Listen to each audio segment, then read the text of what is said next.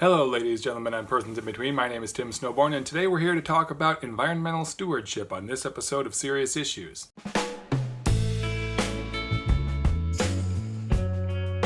So it's been a while since I did one of my American values videos, and I want to get back to that series because the last value that I want to talk to in this series is one that I have a lot to say about. So I want to get through the other values so I can get to that one. Last time we talked about respect for authority, which is a predominantly conservative value. Not that liberals don't care about that, it's just a bigger priority to conservatives.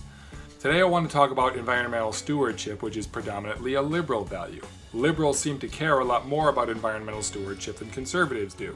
Not that conservatives don't care about environmental stewardship at all, it's just a bigger priority to liberals. So how important is environmental stewardship to conservatives? Jonathan Haidt made the point that it's easier to convince conservatives to care about environmental stewardship if you put it in terms of sanctity and purity. If you talk about keeping the air and water pure and preserving those things for future generations, then conservatives are more likely to be on board with the idea.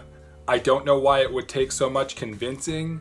I don't know how clean air and clean water could be unimportant to a person. You would think that keeping your air breathable and your water drinkable would be very important to everyone. The thing that I keep thinking about this is that the majority of conservatives fancy themselves Christians. At least that's what they say they are. And I don't think there's anything in the Bible about preserving the earth and keeping it clean and healthy. But I just have to think that, if God gave us the earth as our home, don't you think he'd be a little upset about the way we're abusing it now? Isn't it just a little easy to imagine Jesus coming back and going, "What did you do to the planet I gave you? This was supposed to be your home. Look what you're doing to this." You really don't think the J-Man's gonna be a little upset when he sees us poisoning the air and the water and creating all kinds of natural disasters that could have been avoided if we were just a little more responsible with the gift he gave us?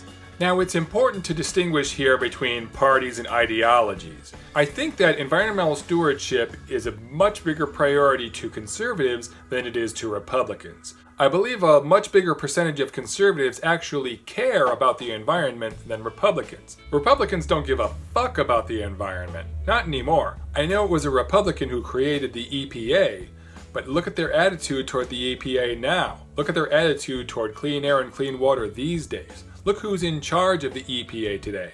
A former fossil fuels lawyer who is wiping his ass with science and tearing down all the policies that have kept our air breathable and our water drinkable for generations. A guy who denies that climate change is a thing. And I get it. A lot of conservatives deny that climate change is a thing. But you don't have to, if you leave out climate change, if you leave that off the table and just talk about clean air and clean water, you have to believe in that, don't you? How can that not be a priority for you? The only reason so many conservatives don't believe in climate change and don't give a squirt of piss about the environment is because wealthy fossil fuel CEOs have paid lobbyists to convince people that those things aren't important. Wealthy fossil fuel CEOs want to get wealthier, poisoning the air and water and burning up the planet we all live on. So they pay the merchants of doubt to convince people that the environment isn't in danger, that the earth can take any punishment we dish out. That's how you get conservatives who won't buy energy efficient light bulbs, because that's a liberal thing.